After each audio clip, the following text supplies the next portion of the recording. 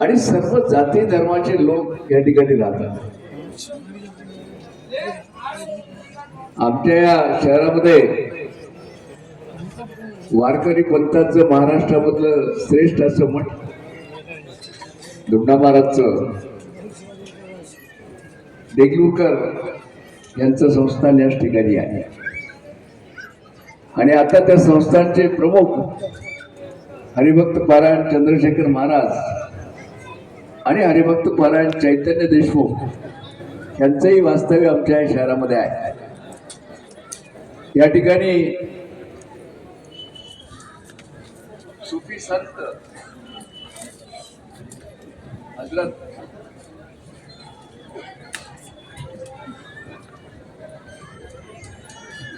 दरगाह या ठिकाणी आहे.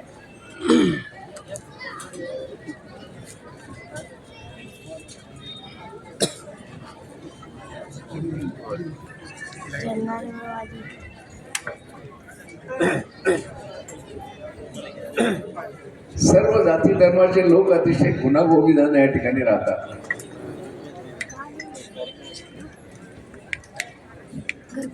आज या ठिकाणी या शहराच्या विकासाच्या दृष्टीनं, ग्रामीण भागाच्या विकासाच्या दृष्टीनं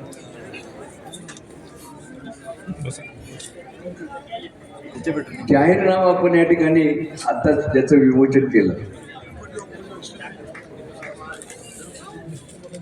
माजी नगराध्यक्ष लक्ष्मीकांत पद्मावार यांच्या नेतृत्वाखाली इथे विकासाची कामं झाली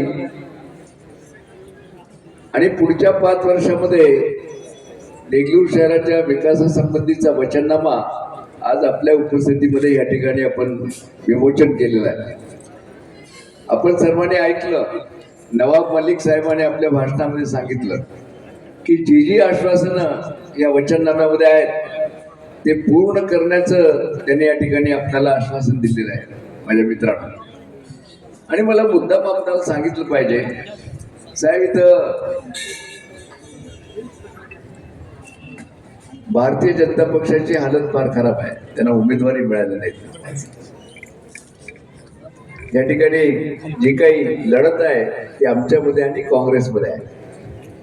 मला मुद्दाम देगलूरच्या जनतेला विनंती करायची आहे, कृपा करून आपण मतदान करते वेळेस कोण आपला विकासाचे प्रश्न सोडवू शकतो ह्याचा आपण विचार केला पाहिजे.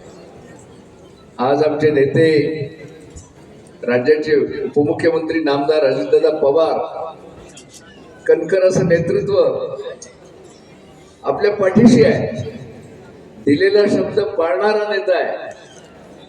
पद्मावार, आपल्याला सांगितलं पाहिजे की नरसीच्या सभेमध्ये मी विनंती केली होती की आमचं लेंडी धरणाचं काम जे 35 वर्षापासून बंद आहे ते सुरू झालं पाहिजे. साहेब, आपणही त्या खात्याचे मंत्री होता, आपल्याला तो विषय माहित आहे. आणि मला सांगायला अतिशय आनंद आहे साहेब की दादानी 2 महिन्यामध्ये त्या कामाला सुरुवात केली. ते काम गतीनं सुरू होतंय आणि येणाऱ्या वर्ष 1.5 वर्षामध्ये देगलूर तालुक्यातील 45,000 एकर जमिनीला पाणी मिळणार आहे.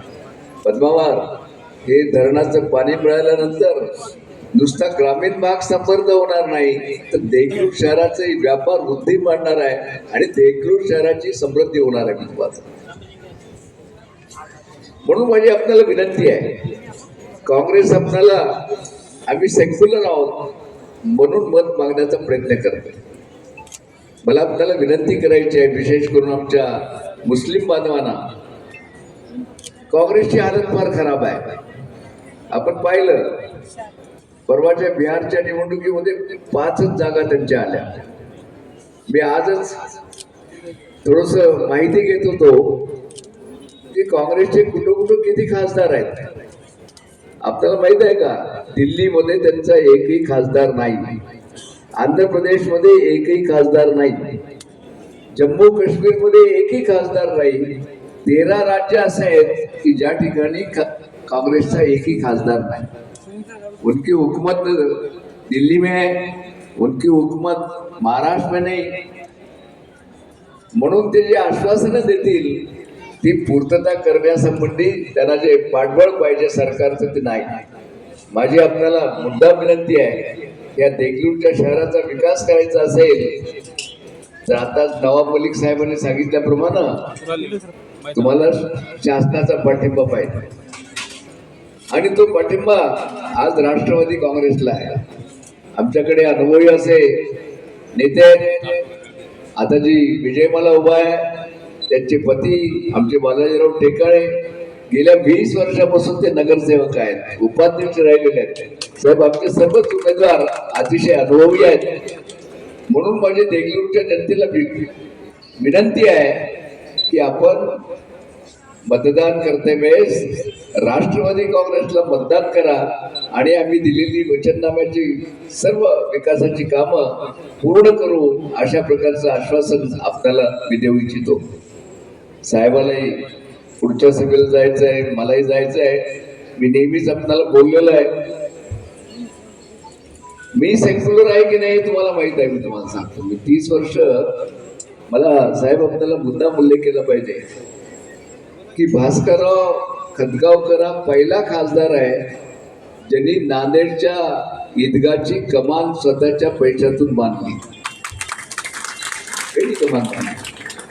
माझ्यावर बरेच लोक टीका टिप्पणी करायचे की भास्करराव ईदगाची कमान बांधतात, पण मी मंदिराच्याही कमानी बांधलेल्या आहेत माझं. आणि मी नेहमी म्हणतो की सर्व जाती धर्माला घेऊन जाण्याचा विचार हा सर्वात महत्वाचा आहे. आणि आमचे नेते अजितदादा पवार हे नेहमी आपल्या भाषणामध्ये सांगतात की आमचा पक्ष सर्व जाती धर्माचा पक्ष आहे. म्हणून माझी आपल्याला हात जोडून विनंती आहे की येणाऱ्या 2 तारखेला आपण राष्ट्रवादी काँग्रेसच्या आमच्या अध्यक्ष उमेदवार आणि सर्व आमचे नगरसेवकांना मतदान करावं आणि मोठ्या संख्येनं आपण निवडून द्यावं अशी विनंती करतो आणि थांबतो. जय हिंद, जय महाराष्ट्र.